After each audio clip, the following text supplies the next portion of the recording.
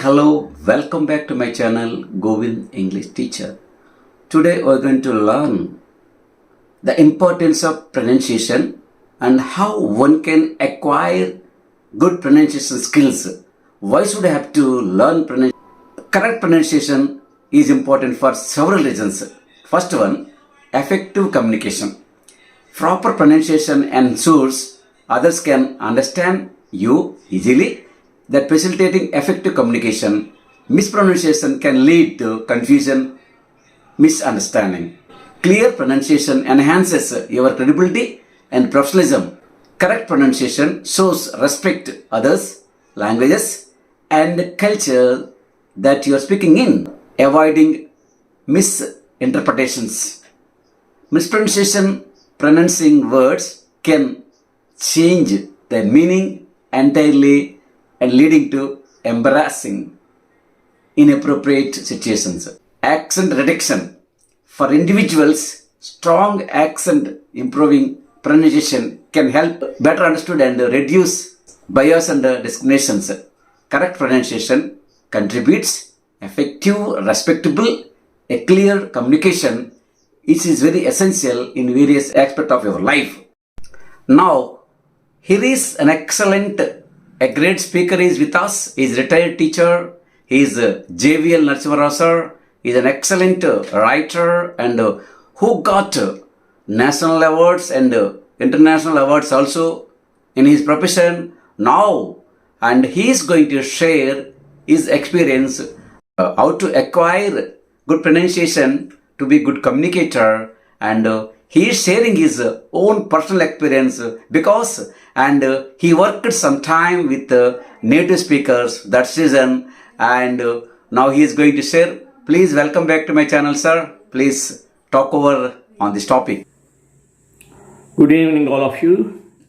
Thank you very much, Mr. Govindra, for inviting me to this video again. So far we have been discussing what is language, what is communication, and the importance of grammar, so on and so forth. We know that in language, speech is primary and writing or written form is secondary. So when we say that speech is primary, we have to take care of pronunciation and accent. What is pronunciation? The way we utter the syllables, phonemes, and even the phrases is called pronunciation. And what is accent? The prominence given to a particular syllable is accent. English is a stress-timed language. That's why we have to stress some words at regular intervals. That's why we cannot speak or use English just we use like our mother tongue Telugu and some other. They are syllabic timed languages. Now the problem is English is spoken all over the world. There are many kinds of English like Australian English, American English, West Indian English, South African English, Canadian English, and even Indian English. What type of English should we speak? So, if you observe, even the native speakers, the British don't speak like the Americans, and the Americans don't speak like the British, or no native speaker of belonging to these 7 countries I have mentioned so far will never try to speak like the other. Even the English spoken in India is so different from each other that it's very difficult for us to understand the spoken English spoken somewhere else, even in our country.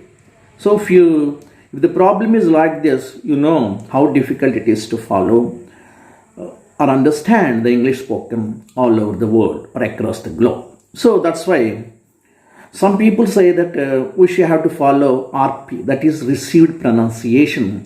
That means the English spoken in and around Oxford and Cambridge University areas. That is only 3% of the people follow the received pronunciation. Some linguists say that even received pronunciation is a myth, because in the British Council or in the British Broadcasting Corporation, 14 announcers speak in 14 ways. So even received pronunciation is a myth.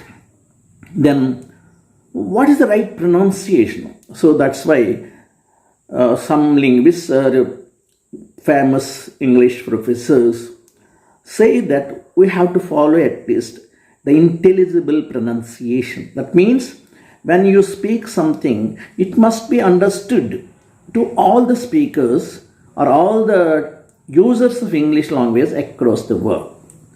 You may not exactly speak like the Americans, you may not exactly speak like the Britishers or any native speakers, but your English must be understood by both the native speakers and the non-native speakers. It's a fact that all of us have some pronunciation problems because of the influence of our mother tongue. And also, not only Indians, but even the Chinese, Japanese, and all non-native speakers have got some problems with recording to pronouncing certain sounds. So we have to neutralize our accent and we have to neutralize our pronunciation so that it becomes intelligible. That means understandable to the people across the globe.